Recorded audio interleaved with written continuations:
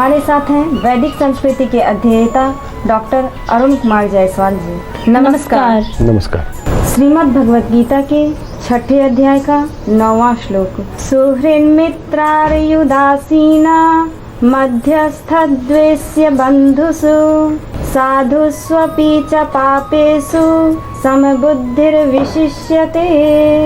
सुहृद, मित्र, vary, उदासीन, मध्यस्थ, द्वेष्य और बंधुगणों में, धर्मात्माओं में और पापियों में भी समान भाव रखने वाला अत्यंत श्रेष्ठ है। द्वेषी और वैरी में क्या मूलभूत अंतर है? एक प्रश्न मेरा भी है कि जागृत समाधि क्या है, यह कैसे घटित होता है? इसके पहले वाले श्लोक में कहा गया, जो ज्ञान विज्ञान से तृप्त आत्मस्थ है, इंद्रियाजीत है, ऐसा व्यक्ति योगी है। जो आत्मा में स्थित है और जो आत्मा को ही देखता है, केवल वही व्यक्ति ऐसा हो सकता है। इस श्लोक में जो वर्णित है, सुहृद अर्थात स्वार्थ रहित, सबका हित चाहने वाला, सबका भला ही चाहेगा। मित्र जो मित्रता का भाव रखता है, वैरी जो शत्रुता का भाव रखता है, उदासीन जो पक्षपात नहीं करता, मध्यस्थ जो दोनों की भलाई चाहता है, द्वेषी जो द्वेष रखता है। द्वेषी और बैरी में 1 डिग्री का फर्क है। द्वेष वाला व्यक्ति बुरा सोचता है पर आघात नहीं करता, जान नहीं मारता, पर जो बैरी है वह प्राण हरण भी कर सकता है। और बंधुगण जो आत्मीय जन है, जो धर्मात्मा है, धर्म का आचरण करने वाले हैं, और जो पापी यानी घोर पापी है, पाप कर्म करने वाले हैं, इन सभी में जो समान भाव से देखता है वही श्रेष्ठ है। जो व्यक्ति प्रशंसा करता है और जो व्यक्ति निंदा करता है, दोनों के साथ समान भाव रखना, ये बात बड़ी कठिन है। एक कहानी है जो हम पहले भी बताए हैं, जर भरत की। भरत राजा से दूसरी योनि में आए तो जर भरत कहलाने लगे। बड़े मस्त रहते थे, आराम से रहते थे। उनकी भाभी उनको गाली देती थी, खेत में काम करने भेज देती थी, जो जहाँ कहा वही करने लगते थे और मस्त रहते थे। तांत्रिकों ने देखा कि यह शरीर से बड़ा हृष्ट-पुष्ट है, ये तो बहुत अच्छा है, इसकी बलि देकर सिद्धि प्राप्त कर ले। इसका कोई अपना कहने वाला भी नहीं है, पुलिस कचहरी भी नहीं होगी, घर वाले खोजबीन भी नहीं करेंगे। वे सब काली के भक्त थे, तंत्र साधना करते थे। जर भरत से बोले तुमको बढ़िया खाना खिलाएं, तो उन्होंने कहा कि खिलाओ। नहलाया धुलाया, बढ़िया खाना खिलाया, तिलक लगाया, स्वागत सत्कार किया। जड़ भरत बोले बड़ी अच्छी बात है। तांत्रिकों ने कहा अब हम तुम्हारी गर्दन काटेंगे, तो उन्होंने कहा कि ये भी बड़ी अच्छी बात है, काटो, चलो काली मंदिर। उन्हें वे लोग ले गए काली मंदिर में और कहने लगी काली माँ तुम पर प्रसन्न हो जाएगी, तुम्हारा जन्म सुधर जाएगा और हमें भी सिद्धि मिल जाएगी। जर भरत ने कहा हाँ हाँ गर्दन काटो, और वे काली की मूर्ति के सामने आराम से बैठ गए। अब तांत्रिकों ने उनकी गर्दन काटने के लिए जैसे ही गरासा उठाया, वैसे ही माँ काली प्रकट हो गई और जो गर्दन काटने वाला तांत्रिक था उसी की गर्दन काट दी और बोली कि जो आत्मज्ञानी होता है वह साक्षात शिव होता है और शिव की मैं भक्ति करती हूँ और तू उन्हीं की गर्दन उड़ा रहा है। तुमने ये नहीं देखा कि पशु की बलि होनी है, जिसकी कुंडली जग जाती है वह मनुष्य कहलाता है और जिसकी कुंडली नहीं जगती है वह पशु कहलाता है। पशुओं की बलि स्वीकार की जाती है, मनुष्य की नहीं। जिसका एक भी चक्र या कुंडली का कोई भी अंश जागृत है तो उसकी बलि नहीं ली जाती, और जिसकी कुंडली पूरी जग गई वह तो साक्षात शिव हो गया, तो उसकी बलि देने चला है। फिर जर भरत को काली माता ने अभिनंदन किया और वे भी उससे प्रसन्न रहे। तो इस तरह जो आत्मज्ञानी होता है उसके लिए पक्ष विपक्ष दोनों बराबर हो जाता है। सचमुच में आत्मज्ञान हो गया, संसार में तत्व दृष्टि रखता है, सात्विक चिंतन करता है, जो भेद है उसमें उसकी दृष्टि भेद में अभेद को देखती है। जिसकी दृष्टि भेद को देखती है, भेद को महसूस करती है। उसकी दृष्टि से अच्छा है, बुरा है, मित्र है, बैरी है, द्वेषी है, बंधु है। लेकिन जिसकी दृष्टि में दिखाई ही नहीं देता भेद, जिसकी दृष्टि विचार ही नहीं कर पाती भेद, उसके लिए दुनिया बदल गई। जैसे बिनवा जी ने कहा कि गांधी जी की परीक्षा हुई भगवान के द्वारा। राम नाम की भक्ति करते थे, जब गोली लगी तो चिल्लाना चाहिए बचाओ, पर वे बोले हे राम। तो राम जो है उनके रोम रोम में, उनके हृदय में, उनके अंतःकरण में बस गए थे। बिनवा बोले ठीक कहता है, मेरे अंदर राम इस तरह से बस जाएं, यदि मैं पागल भी हो जाऊं, उन्माद में भी पहुंच जाऊं, तो राम नाम चिल्लाऊं। जिसकी सोते जगते, उठते बैठते, खाते पीते सब अवस्थाओं में अभेद दृष्टि हो गई है, फिर वह भेद नहीं कर सकता, विचार नहीं कर सकता, सोच नहीं सकता, भाव नहीं रख सकता। एक वही ज्ञानी है, श्रेष्ठ है, जिसने समत्व की बुद्धि पाली है। तो भगवान कहते हैं गीता में समत्वम योग उच्यते, समत्व को पा लेना ही योग है। और ये बहुत कठिन है कि आप मित्र का भी उतना ही भला सोचें और बैरी का भी, बंधु का भी उतना ही और बैरी का भी उतना ही, महात्मा का भी उतना ही और पापियों का भी उतना ही सोचें।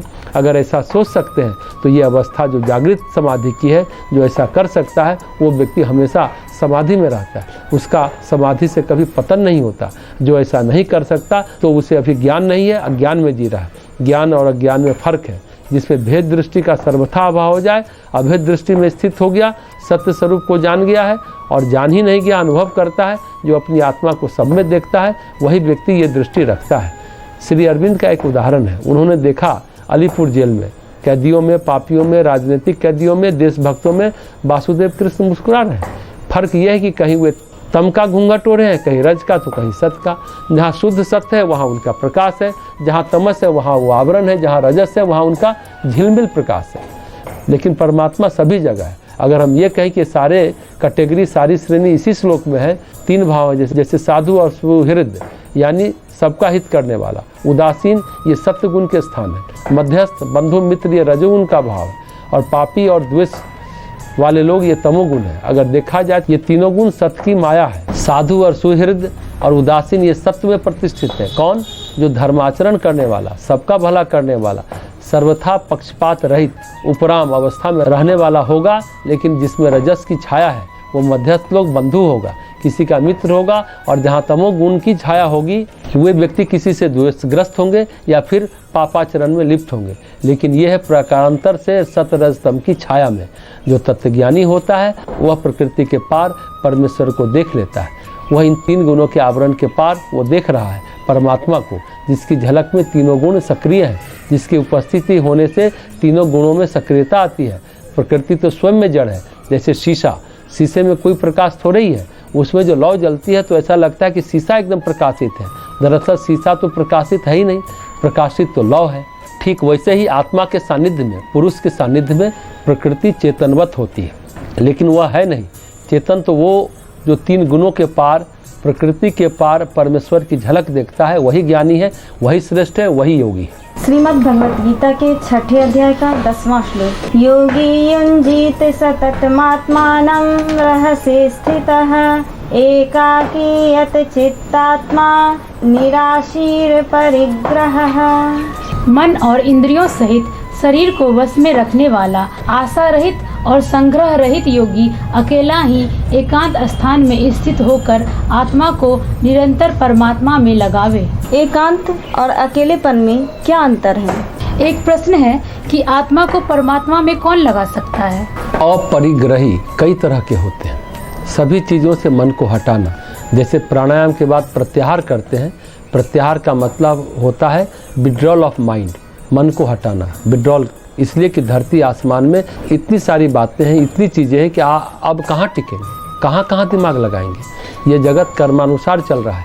गंगा चल रही है, गंगा रोककर बांध बनाने लग जाएंगे तो बात बनेगी नहीं। तो जहाँ जहाँ मन जाता है वहाँ वहाँ से मन को खींचे।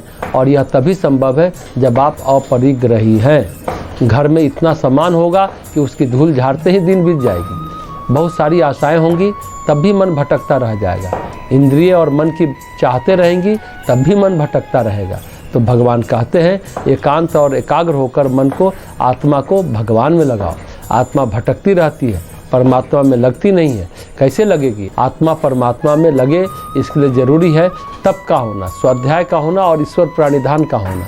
तो आत्मा को परमात्मा में लगाएं, पर यह संभव नहीं हो पाता, क्योंकि जब तक सात्विकता नहीं होगी, जब तक संस्कार का भार नहीं उतरेगा, जब तक क्लेश विपाक छीन नहीं होंगे, तब तक आत्मा परमात्मा में नहीं लगेगी।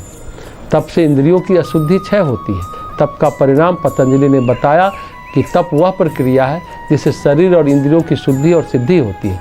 सुंदर परिभाषा है। स्वाध्याय की परिभाषा है, स्वाध्याय से इष्ट देवता से साक्षात्कार की प्राप्ति होती है। और ईश्वर प्रणिधान की परिभाषा दिया, सिर्फ ईश्वर प्रणिधान ही हो जाए तो सिर्फ अकेला भाव ही, अकेला समर्पण ही, अकेला शरणागति ही समाधि को सिद्ध कर देता है। तो आत्मा का परमात्मा में लगना तब संभव है जब भाव गहरे हों, जीवन सहज तपस्या पूर्ण हो। आशा रहित और संग्रह रहित कौन हो सकता है? जो तपस्वी हो, जिसकी आशाएं कम हो। अन्यथा आशा और संग्रह बने ही रहेंगे। और इसके अलावा जब भाव होता है तपश्चर्या होती है, फिर विचारणा होती है।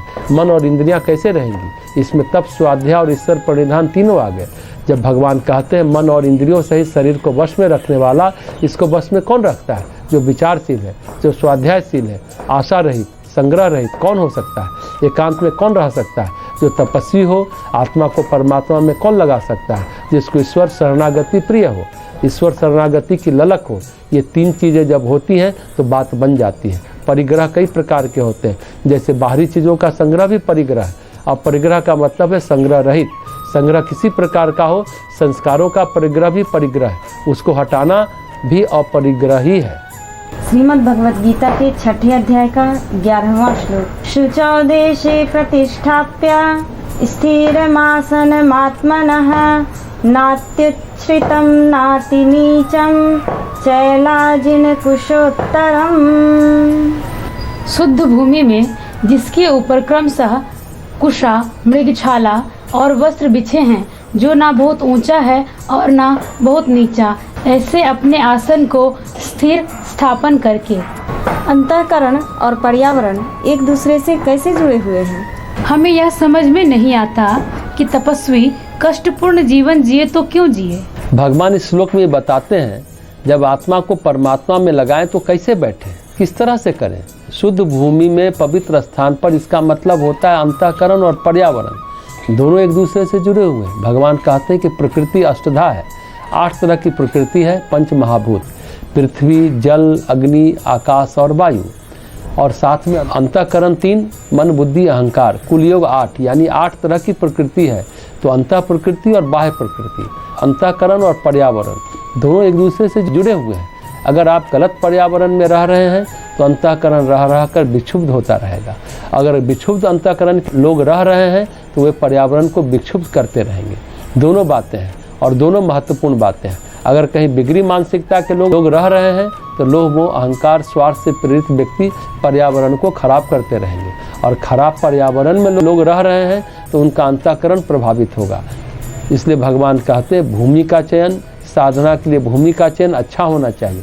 अगर भूमि अच्छी नहीं हो, आसपास प्रपंच हो, तो कैसे लगाएंगे आसन, कैसे होगी साधना। तो भगवान कहते हैं पवित्र भूमि के चयन के बाद स्थिर हो लगाएं आसन।